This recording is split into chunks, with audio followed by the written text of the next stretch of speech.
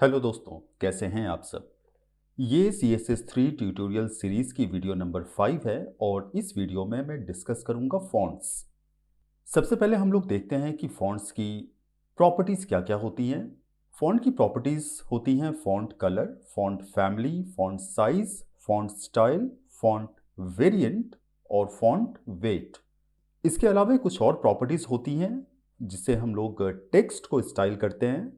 तो आइए चलते हैं प्रैक्टिकल की तरफ और हम लोग उन सारे प्रॉपर्टीज़ को देखते हैं। तो मैंने अपनी सिस्टम पे सबलाइम टेक्स्ट ओपन कर ली है।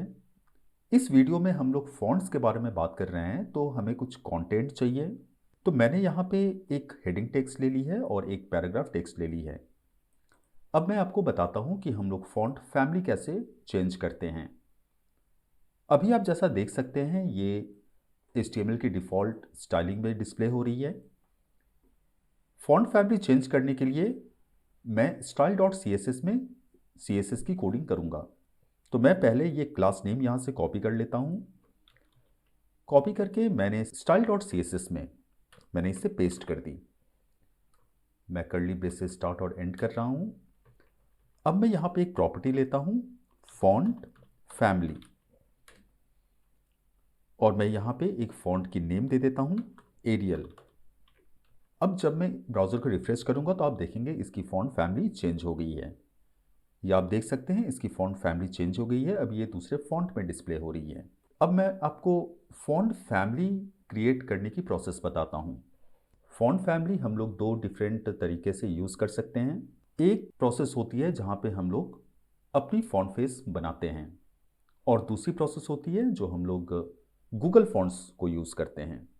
तो पहले मैं आपको बताता हूँ हम लोग फॉन्ट फेस कैसे क्रिएट करते हैं। तो उसके लिए मैं एक नई टैब में मैं एक गूगल सर्च कर रहा हूँ और मैं यहाँ पे टाइप कर रहा हूँ फॉन्ट फेस जनरेटर।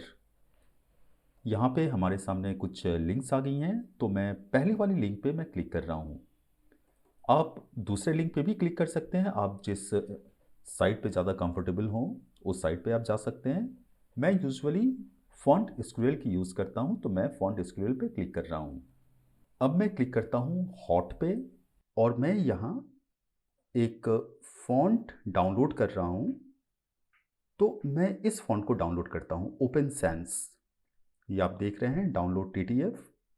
मैंने डाउनलोड TTF पे क्लिक की और अब ये डाउनलोड हो गई। मैं इसे फ़ोल्डर में ओपन कर लेता हूँ और मैं इसे यहाँ से कट कर लेता हूँ। ये वही वाली ज़िप फाइल है जो अभी अभी डाउनलोड हुई है। मैंने इसे यहाँ से कट कर ली और मैं इसे अब यहाँ पेस्ट कर देता हूँ HTML वाली फोल्डर में जहाँ पे हमारी index.html है। मैं इसे अब एक्सट्रैक्ट कर रहा हूँ। ये एक्सट्रैक्ट हो गई। अब हमारे सामने देखिए इतनी सारी फॉन्ट की वेरिएशंस डिस्प्ले हो रही है। यहाँ पे बोल्ड वेरिएशन है, बोल्ड इटैलिक है, एक्स्ट्रा बोल्ड है, एक्स्ट्रा बोल्ड इटैलिक है। इस तरह से हमारे पास इन टोटल यहाँ पे 10 फॉन्ट्स की वेरिएशंस हैं। अब मुझे इन वेरिएशंस की फॉन्ट फेस बनानी पड़ेगी। तो उसके लिए मैं फिर से जा रहा हूँ फॉन्ट एसक्यूएल की साइट पे और मैं यहाँ पे क्लिक कर रहा हूँ जनरेटर पे। जनरेटर पे आप देख रहे हैं यहाँ पे 3 ऑप्शंस हैं, बेसिक, ऑप्टिमल और एक्सपर्ट। तो मैं ऑप्टिमल में ही रहने देता हूँ और यहाँ एक अग्रीमेंट की चेक बॉक्स है, मैं यहाँ पे चेक कर देता हूँ। ये कॉन्सेंट है जहाँ पे ये आप डिक्लेयर कर रहे हैं कि जो फॉन्ट की आप फेस बनाना चाह रहे हैं वो वेब एम्बेडिंग के लिए एलिजिबल है। क्योंकि कई सारी फॉन्ट्स ऐसी भी होती हैं जिनके अपलोडर्स इसे वेब एम्बेडिंग के लिए अलाउ नहीं करना चाहते हैं। तो मैंने यहाँ पे चेक कर दी। अब मैं अपलोड फॉन्ट्स में क्लिक कर रहा हूँ और मैं ओपन सैंस फोल्डर जो मैंने अभी अभी एक्सट्रैक्ट की, मैं यहाँ डबल क्लिक कर रहा हूँ और मैं उन सारे फॉन्ट्स को सिलेक्ट कर रहा हूँ जिनकी हमें ज़रूरत है। तो मैं ऐसा करता हूँ, मैं यहाँ पे बोल्ड सिलेक्ट कर लेता हूँ और मैं यहाँ पे लाइट सिलेक्ट कर लेता हूँ और मैं रेगुलर सिलेक्ट कर लेता हूँ। मैं फ़िलहाल ये 3 वेरिएशन सिलेक्ट कर रहा हूँ। आप चाहें तो आप जितनी मर्ज़ी कर सकते हैं। आप अगर चाहें तो आप इंटायर 10 वेरिएशंस को भी आप सिलेक्ट कर सकते हैं। मैंने 3 वेरिएशन सिलेक्ट की। अब मैं यहाँ पे ओपन पे क्लिक करता हूँ। अभी ये कुछ देर में अपलोड हो जाएगी। ये देखिए ये अपलोड हो गई और जैसे ही ये अपलोड हुई यहाँ पे डाउनलोड योर किट, ये लिंक भी एक्टिवेट हो गई। अब मैं डाउनलोड योर किट लिंक पे क्लिक कर रहा हूँ। अभी हमारे सामने ये किट डाउनलोड हो जाएगी। ये अभी प्रोसेसिंग हो रही है, आप देख सकते हैं।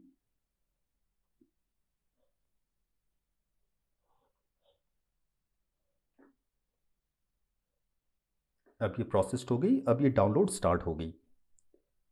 ये डाउनलोड हो गई। अब मैं इसे फोल्डर में ओपन करता हूँ और ये वो वाली किट है जो अभी अभी डाउनलोड हुई है। मैं इसे यहाँ से कट कर लेता हूँ। कट करके मैं इस फोल्डर में पेस्ट कर लेता हूँ। अब मैं इसे भी एक्सट्रैक्ट कर रहा हूँ।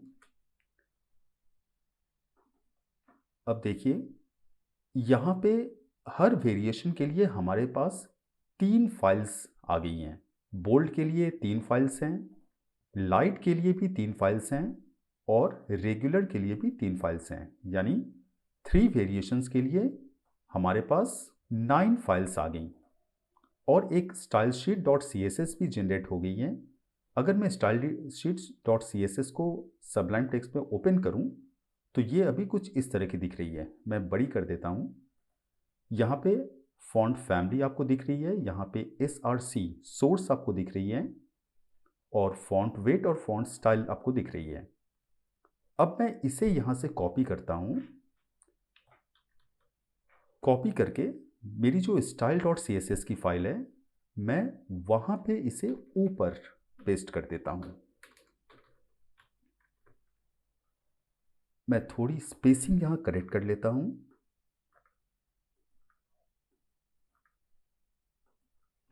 ओके। अब यहाँ आप URL जो देख रहे हैं उससे पहले मैं एक काम करता हूँ। मैंने तो style dot C S S में पेस्ट कर ली। अब मैं वापस से HTML की फाइल पे जाता हूँ और यहाँ एक फोल्डर मैं बना लेता हूँ। फोल्डर का नाम मैं देता हूँ फॉन्ट्स। आप कुछ भी नाम दे सकते हैं या अगर आप चाहें तो आप रूट में भी हर फॉन्ट्स को रख सकते हैं। मैंने फॉन्ट्स फोल्डर बनाई है इसलिए कि सब कुछ अरेंज्ड रहे। तो मैंने ये फोल्डर बना ली फॉन्ट्स। अब मैं वेब फॉन्ट किट में डबल क्लिक कर रहा हूँ और यहाँ से जो फॉन्ट फाइल्स जो हम लोगों को मिली हैं मैं HTML को कॉपी नहीं कर रहा हूँ। मैं सिर्फ W और FF जो फाइल्स हैं मैं उनको कॉपी कर रहा हूँ। तो यहाँ पे टोटल 6 फाइल्स हैं जो मैंने कॉपी की और मैं इसे फॉन्ट्स फोल्डर में पेस्ट कर लेता हूँ। अब हमारे सामने ये जो फाइल्स हैं, ये जो फोल्डर्स हैं, इन फोल्डर्स की अभी हमें ज़रूरत नहीं है तो मैं इसे डिलीट कर लेता हूँ। मैंने इसे डिलीट कर ली। अब हमारे पास फॉन्ट्स फोल्डर में बस जो रिक्वायर्ड फाइल्स हैं वही फाइल्स यहाँ पे हैं और मैंने style sheet dot C S S से मैंने ये जो फॉन्ट फेस की कोडिंग है वो भी मैंने कॉपी करके style dot C S S में पेस्ट कर ली है। अब आप देखें ये URL में ये फॉन्ट की जो नेम आपको दिख रही है ये वाली फॉन्ट है। ये आप देख सकते हैं bold web font dot WOFF2। तो ये वाली फॉन्ट है ये और ये वाली फॉन्ट है। तो हमें यहाँ पे पाथ करेक्ट करनी पड़ेगी। हमारे पास ये फॉन्ट की फाइल्स अभी फॉन्ट्स की फोल्डर में है और ये style dot C S S की फोल्डर में है। तो सबसे पहले हमें देनी पड़ेगी डबल डॉट वो सी एस एस की फोल्डर से बाहर निकलने के लिए और फिर हमें यहाँ पे लिखनी पड़ेगी फॉन्ट्स की फोल्डर में एंटर करने के लिए। तो इस पाथ से अभी ये फॉन्ट फाइल की लोकेशन CSS को मिल जाएगी। तो मैं यहाँ से कॉपी कर रहा हूँ। कॉपी करके मैं हर URL में इसे पेस्ट कर देता हूँ। तो मैंने इसे पेस्ट कर दी यहाँ पे और यहाँ पे। अब मैं चाहता हूँ कि ये जो टेक्स्ट है this is a heading text, इस टेक्स्ट की फॉन्ट चेंज हो जाए। तो मैं क्या करता हूँ, मैं यहाँ से इस फॉन्ट फैमिली को कॉपी कर लेता हूँ। कॉपी करके फॉन्ट टेस्ट में मैं इसे पेस्ट कर देता हूँ और मैं चाहता हूँ कि ये स्टाइल बस ये हेडिंग टेक्स्ट पे ही एप्लीकेबल हो। तो हेडिंग टेक्स्ट हम लोगों ने H2 टैग में दे रखा है, तो मैं यहाँ पे फॉन्ट टेस्ट के बाद लिख देता हूँ H2। अब जब मैं इस पेज को रिफ्रेश करूँगा तो यहाँ पे इसकी फॉन्ट चेंज हो जाएगी। ये देखिए इसकी फॉन्ट चेंज हो गई, आप देख सकते हैं। अगर मैं आपको इंस्पेक्ट करके दिखाऊं तो इसकी फॉन्ट अभी ओपन सैंस बोल्ड दिख रही है। अगर मैं इसे यहाँ से अनसेलेक्ट करता हूँ तो इसकी डिफ़ॉल्ट फॉन्ट ऐसी है, लेकिन जब मैं ओपन सैंस बोल्ड को एक्टिवेट करता हूँ तो ये ओपन सैंस बोल्ड है। सिमिलरली अगर मैं चाहूँ तो मैं ये पैराग्राफ टेक्स्ट की भी फॉन्ट चेंज कर सकता हूँ। तो उसके लिए मैं फॉन्ट टेक्स्ट को यहाँ से कॉपी कर लेता हूँ, मैं यहाँ पे इसे पेस्ट कर रहा हूँ एज अ सेलेक्टर, और मैं यहाँ पे टैग दे देता हूँ P, इसलिए कि मैं अब P की फॉन्ट फैमिली चेंज करना चाहता हूँ। और मैं P टैग के लिए या पैराग्राफ टेक्स्ट के लिए मैं सैंस रेगुलर लाइट ले रहा हूँ, ओपन सैंस रेगुलर ले रहा हूँ मैं। तो मैंने यहाँ पेस्ट कर दी। अब मैं ब्राउज़र को रिफ्रेश करता हूँ तो ये देखिए इसकी भी फॉन्ट चेंज हो गई है। अब मैं आपको दिखाता हूँ कि फॉन्ट की साइज़ हम लोग किस तरह से चेंज कर सकते हैं। तो मैं इसे छोटी कर लेता हूँ पहले। फॉन्ट की साइज़ चेंज करने के लिए हमें लिखनी पड़ती है फॉन्ट साइज़,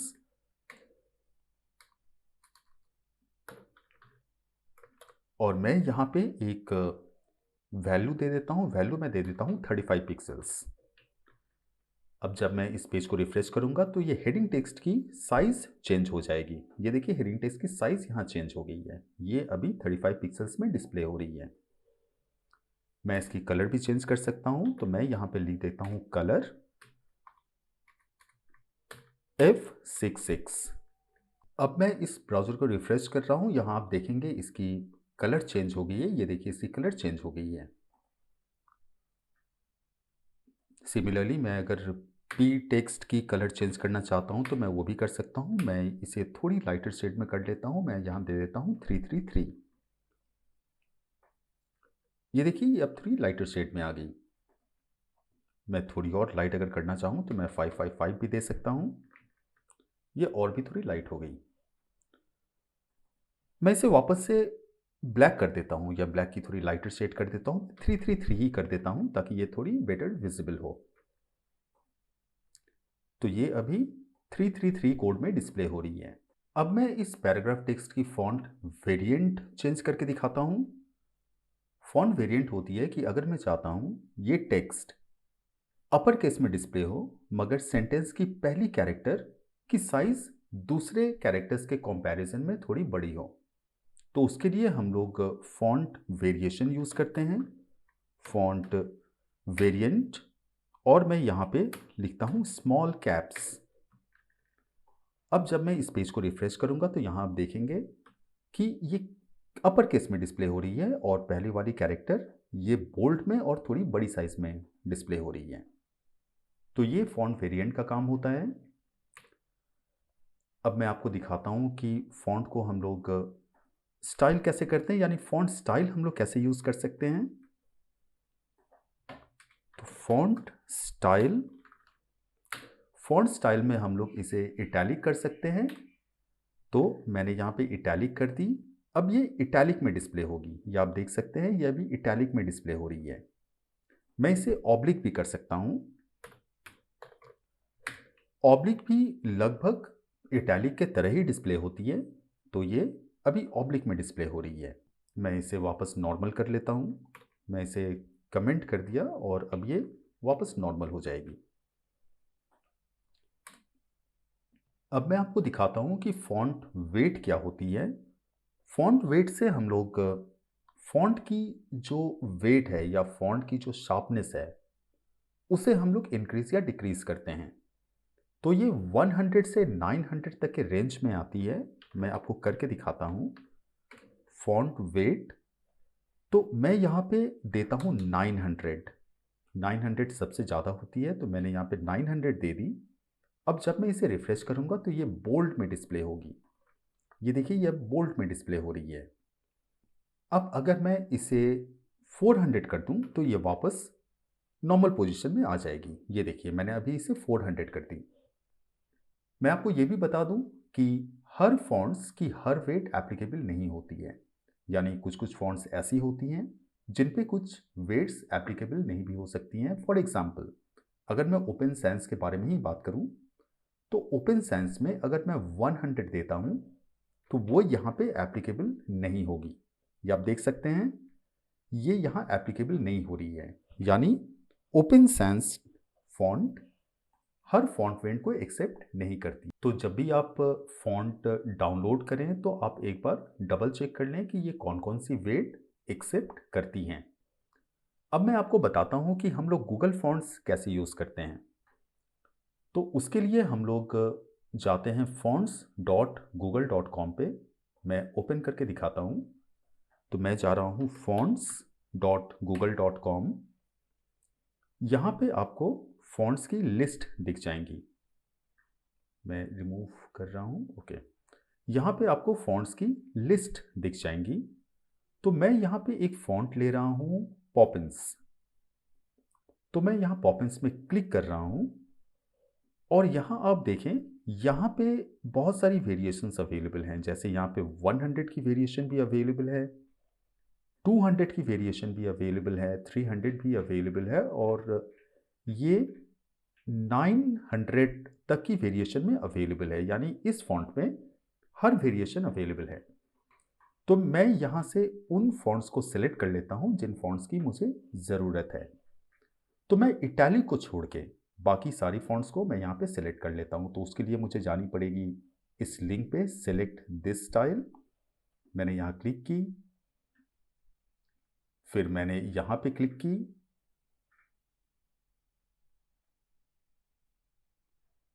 फिर मैंने यहाँ क्लिक की, यहाँ क्लिक की। मैं 500 पे भी क्लिक कर रहा हूँ। मैं 600, 700, 800 एंड 900। मैंने यहाँ पे सारे वेरिएशंस को सिलेक्ट कर लिया इटैलिक्स को छोड़ के, और मैं यहाँ पे क्लिक कर रहा हूँ। अभी आप देखें यहाँ पे हमारे सामने दो ऑप्शंस हैं, एक लिंक है, एक इंपोर्ट है। तो लिंक हम लोग तब यूज़ करेंगे जब हम लोग HTML की हेड टैग के अंदर किसी फॉन्ट को इंक्लूड करना चाहेंगे। मैं यहाँ पे इंपोर्ट कर रहा हूँ। तो मैं इस कोड को यहाँ से कॉपी कर लूँगा। मैं स्टाइल टैग को कॉपी नहीं कर रहा हूँ इसलिए कि मैं अल्टीमेटली इसे CSS की फाइल में ही पेस्ट करने वाला हूँ। तो मुझे स्टाइल टैग को कॉपी करने की ज़रूरत नहीं है। तो मैं जा रहा हूँ CSS की फाइल में और सबसे ऊपर मैं इसे पेस्ट कर देता हूँ। मैंने इसे पेस्ट कर दी। मैं इसे वर्ड रैप कर देता हूँ ताकि ये बेटर विजिबल हो। ठीक है, तो मैंने सबसे ऊपर इसे पेस्ट कर दी। और अब इस फॉन्ट को यूज़ करने के लिए मुझे ये कॉपी करनी पड़ेगी, फॉन्ट फैमिली पॉपिंस। ये आप देख रहे हैं, मैं इसे यहाँ कॉपी कर लेता हूँ। कॉपी करके मैं H2 में पेस्ट कर देता हूँ, जहाँ पे मैं सबसे पहले इसे पहली वाली को कमेंट कर देता हूँ। उसके बाद उसके नीचे मैं नई फॉन्ट को पेस्ट कर रहा हूँ, पॉपिंस सैंस सेरिफ। अब मैं पेज को रिफ्रेश करता हूँ तो ये देखिए, ये अभी पॉपिंस में डिस्प्ले हो रही है। ये आप देख सकते हैं, इसकी फॉन्ट चेंज हो गई है। अब अगर मैं चाहूँ तो मैं यहाँ पे फॉन्ट वेट आपको चेंज करके दिखा सकता हूँ। फॉन्ट वेट अगर मैं यहाँ पे 100 कर दूँ तो ये देखिए, ये 100 के वेट में आ गई। This is a heading text. ये काफ़ी पतली फॉन्ट में आ रही है। फिर ग्रेजुअली अगर मैं इंक्रीज करूँ, मैं अगर 200 कर दूँ तो ये थोड़ी बड़ी हो जाएगी। फिर मैं अगर इसे 900 कर दूँ, अगर मैं मैक्सिमम में कर दूँ तो ये 900 में अब ये डिस्प्ले हो रही है। तो इस तरह से हम लोग फॉन्ट वेट चेंज कर सकते हैं। अब मैं आपको कुछ और प्रॉपर्टीज़ के बारे में बताता हूँ जिससे हम लोग टेक्स्ट को स्टाइल करते हैं। एक प्रॉपर्टी मैंने आपको पहले भी बताया है, वो है टेक्स्ट ट्रांसफॉर्म। तो टेक्स्ट ट्रांसफॉर्म को मैं हेड में इंप्लीमेंट करके बताता हूँ। तो मैं यहाँ पे लिख रहा हूँ टेक्स्ट ट्रांसफॉर्म, और टेक्स्ट ट्रांसफॉर्म से हम लोग टेक्स्ट को अपर केस या लोअर केस में कन्वर्ट करते हैं, तो मैं इसे अपर केस में कन्वर्ट कर रहा हूँ। तो टेक्स्ट ट्रांसफॉर्म अपर केस दे दी मैंने। अब देखिए, अब ये अपर केस में डिस्प्ले हो रही है। This is a heading text. Similarly अगर मैं इसे लोअर केस कर दूं तो ये लोअर केस में डिस्प्ले होगी। ये देखिए, इंटायर जो टेक्स्ट है वो लोअर केस में डिस्प्ले हो रही है। तो मैं यहाँ फिलहाल नन कर दे रहा हूँ। नन का मतलब यहाँ कोई टेक्स्ट ट्रांसफॉर्म की फीचर एप्लीकेबल नहीं होगी। तो ये अभी नॉर्मल दिखा रही है, this is a heading text, इसलिए कि मैंने टेक्स्ट ट्रांसफॉर्म को नन कर दी। अब मैं आपको बताता हूँ कि लाइन हाइट क्या होती है। तो लाइन हाइट समझने के लिए हमें दो लाइंस के बीच की स्पेसिंग को समझनी पड़ेगी। यहाँ आप देख सकते हैं, अगर मैं दो लाइन के बारे में बात करूँ तो इसके बीच की जो स्पेसिंग आपको दिख रही है ये अभी कुछ कम दिख रही है। अगर मैं इसे इंक्रीज करना चाहता हूँ तो उसके लिए मैं लाइन हाइट की यूज़ करूँगा। तो लाइन हाइट, और मैं इसे दे देता हूँ 25 पिक्सल्स। अब जब मैं पेज को रिफ्रेश करूँगा तो इसकी लाइन हाइट इंक्रीज हो गई। देख सकते हैं आप, इसकी लाइन हाइट बड़ी हो गई। अगर मैं 35 पिक्सल्स कर दे रहा हूँ तो यहाँ पे लाइन हाइट काफ़ी बड़ी हो जाएगी, गैप काफ़ी बड़ी हो जाएगी। ये देखिए, तो मैं इसे 25 रहने दे रहा हूँ फिलहाल। और मैं फॉन्ट की साइज़ भी चेंज कर सकता हूँ। उसके लिए मुझे लिखनी पड़ेगी फॉन्ट साइज़,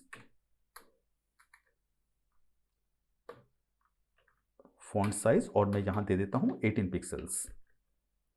फॉन्ट साइज़ मैंने आपको हेडिंग टेक्स्ट में भी करके दिखाई थी, फॉन्ट साइज़ 35 सेट की थी मैंने। और इस बार मैं पैराग्राफ टेक्स्ट में फॉन्ट साइज़ को 18 पिक्सल्स पे सेट कर रहा हूँ। तो ये अभी 18 पिक्सल्स में सेट हो गई। अभी मुझे लगता है कि लाइन हाइट अगर थोड़ी ज़्यादा हो तो बेहतर होगी, तो मैं यहाँ पे 30 कर दे रहा हूँ। अभी ये लाइन हाइट प्रॉपर डिस्प्ले हो रही है। वैसे अभी भी थोड़ी ज़्यादा है, मैं इसे अगर 28 करूँ तो शायद ये बेटर दिखे। हाँ, ये बेटर दिख रही है। अब मैं आपको बताता हूँ कि टेक्स्ट इंडेंट क्या होती है। तो पैराग्राफ टेक्स्ट में आप देख सकते हैं, ये पहली वाली जो लाइन है, ये वाली लाइन, ये बिल्कुल स्टार्टिंग से स्टार्ट हो रही है, बिल्कुल बिगिनिंग से स्टार्ट हो रही है। अगर मैं चाहूँ तो मैं इसे कुछ डिस्टेंस से स्टार्ट कर सकता हूँ। तो उसके लिए हम लोग यूज़ करते हैं टेक्स्ट इंडेंट। तो मैं लिख रहा हूँ टेक्स्ट इंडेंट, और मैं यहाँ पे एक वैल्यू दे देता हूँ 100 पिक्सल। आप अपने हिसाब से वैल्यू दे सकते हैं। अब जब मैं इस पेज को रिफ्रेश करूँगा तो यहाँ आप देख सकते हैं ये एक डिस्टेंस में स्टार्ट हो रही है। तो ये टेक्स्ट इंडेंट की वर्क होती है। मतलब ये पहली वाली जो स्टार्टिंग पॉइंट जो है, स्टार्टिंग पॉइंट को एक डिस्टेंस से स्टार्ट करती है। अब मैं आपको बताता हूँ कि टेक्स्ट डेकोरेशन क्या होती है। टेक्स्ट डेकोरेशन, अभी टेक्स्ट डेकोरेशन अंडरलाइन हो सकती है, यानी ये लाइन के नीचे एक बॉर्डर आ जाएगी। तो मैं इसे सेव कर रहा हूँ। अब मैं पेज को रिफ्रेश करता हूँ तो ये देखिए, लाइन के नीचे एक बॉर्डर आ गई। अगर मैं ओवरलाइन करता हूँ तो लाइन के ऊपर एक बॉर्डर आ जाएगी। देखिए, लाइन के ऊपर एक बॉर्डर आ गई। और अगर मैं लाइन थ्रू करता हूँ तो ये बीच में एक लाइन आ जाएगी। काफ़ी हद तक वो हम लोगों ने HTML जो डेल देखी थी उस तरह से। ये देखिए, ये स्ट्राइक थ्रू की तरह एक बीच से लाइन आ रही है। तो मैं इसे फिलहाल अंडरलाइन कर दे रहा हूँ, और मैं इसे रिफ्रेश करता हूँ तो ये लाइन अभी नीचे आ गई। अब मैं आपको बताता हूँ कि टेक्स्ट अलाइन क्या होती है। तो मैं यहाँ पे लिखता हूँ टेक्स्ट अलाइन। टेक्स्ट अलाइन से हम लोग टेक्स्ट की अलाइनमेंट सेट करते हैं, यानी हम लोग उसे लेफ्ट की तरफ अलाइन करना चाहते हैं, या फिर राइट में अलाइन करना चाहते हैं, या फिर सेंटर में अलाइन करना चाहते हैं, या फिर हम लोग जस्टिफाई करना चाहते हैं। तो मैं इसे राइट कर रहा हूँ। बाय डिफ़ॉल्ट ये लेफ्ट होती है, तो मैं इसे राइट कर दे रहा हूँ। अब मैं पेज को रिफ्रेश करता हूँ तो ये आप देख सकते हैं, ये अभी राइट में अलाइंड हो गई। मैं टेक्स्ट इंडेंट को यहाँ कमेंट कर लेता हूँ। ये देखिए, अभी ये राइट में अलाइंड है। अगर मैं फॉन्ट साइज़ थोड़ी छोटी कर लूँ तो शायद बेहतर समझ में आए। तो मैं इसे 16 कर लेता हूँ और मैं लाइन हाइट को कर लेता हूँ 25। ये देखिए, ये अभी राइट हैंड साइड में अलाइंड है। और अगर मैं इसे लेफ्ट करूं, जो कि डिफ़ॉल्ट होती है, तो ये लेफ्ट हैंड साइड में अलाइंड हो जाएगी। अगर मैं इसे सेंटर करूं तो ये सेंटर में अलाइंड हो जाएगी। ये देखिए, ये सेंटर में अलाइंड हो गई। अब मैं इसे जस्टिफाई कर रहा हूं। जस्टिफाई करने से ये बोथ साइड में बिल्कुल मैच हो जाएगी। ये देखिए, ये अभी जस्टिफाइड हो गई। तो ये जस्टिफाई कैसे हो रही है? ये दो वर्ड्स के बीच में जो गैप्स आपको दिख रही है, इस गैप को मैनेज करके ये जस्टिफाइड हो रही है। अब मैं आपको बताता हूँ लेटर स्पेसिंग क्या होती है। तो दो कैरेक्टर्स के बीच में आप जो स्पेस देख रहे हैं, आप इस स्पेस को इंक्रीज या डिक्रीज कर सकते हैं। तो मैं यहाँ पे आपको करके दिखाता हूँ। लेटर स्पेसिंग मैंने यहाँ पे दे दी 2 पिक्सल्स। अब जब मैं पेज को रिफ्रेश करूँगा तो यहाँ पे लेटर के बीच की स्पेसिंग चेंज हो जाएगी। ये देखिए, ये स्पेसिंग चेंज हो गई। अगर मैं इसे 5 पिक्सल करता हूँ तो ये काफ़ी चेंज हो जाएगी। ये देखिए। और अगर मैं इसे 1 पिक्सल करता हूँ तो ये कुछ ऐसी दिखेगी। अगर मैं इसे -10 कर दे रहा हूँ तो अब देखिए अब क्या होगी। अब ये काफ़ी क्लोज आ गई, मतलब ये -10 पिक्सल में आ गई है। तो मैं इसे फिलहाल 1 पिक्सल में रहने देता हूँ। यह भी 1 पिक्सल गैप में है। सिमिलरली हम लोग वर्ड्स के बीच की स्पेसिंग भी इंक्रीज या डिक्रीज कर सकते हैं। तो मैं यहाँ पे दे रहा हूँ वर्ड स्पेसिंग और मैं यहाँ पे दे देता हूँ 5 पिक्सल्स। ये देखिए, ये भी 5 पिक्सल्स की गैप में आ गई। वैसे ये अभी समझ में नहीं आएगी इसलिए कि हम लोगों ने टेक्स्ट अलाइन जस्टिफाई कर रखा है। मैं इसे कमेंट कर लेता हूँ। अब देखिए, अब बीच की स्पेसिंग 5 पिक्सल्स हो गई। मैं इसे अगर 15 पिक्सल कर दूं तो देखिए ये काफ़ी ज़्यादा हो जाएगी। ये देखिए, अभी ये स्पेस आप जो देख रहे हैं ये 15 पिक्सल्स की स्पेस है। तो इस वीडियो में हम लोगों ने टेक्स्ट डेकोरेशन के बारे में, हम लोगों ने फ़ॉन्ट की स्टाइलिंग के बारे में काफ़ी कुछ समझा। हम लोगों ने देखा कि हम लोग फ़ॉन्ट फेस कैसे क्रिएट करते हैं, हम लोग फ़ॉन्ट फैमिली कैसे यूज़ करते हैं, हम लोगों ने फ़ॉन्ट स्टाइल और फ़ॉन्ट वेट के बारे में भी समझा। नेक्स्ट वीडियो में मैं आपको बताऊंगा कि इमेजेस को हम लोग कैसे स्टाइल करते हैं। तो अगली वीडियो देखना ना भूलें। और अगर आपको ये वीडियो अच्छी लगी हो तो आप इसे प्लीज़ लाइक और शेयर करें और मेरे चैनल को सब्सक्राइब करें। Thank you.